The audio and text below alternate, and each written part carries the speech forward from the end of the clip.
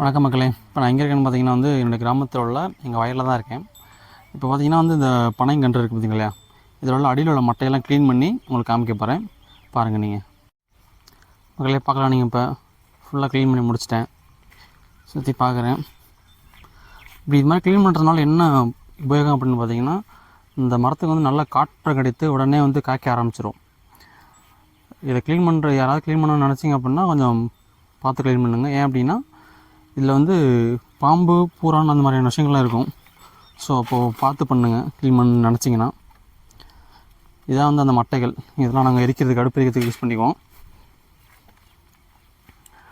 இந்த வீடியோக்கு மட்டும் 1000 லைக் வந்தது அப்படின்னா பக்கத்தில் ஒரு மரம் இருக்குது பார்த்தீங்களா, இந்த மரம், இந்த மரத்தை நான் க்ளீன் பண்ணி உங்களுக்கு காமிக்கிறேன்.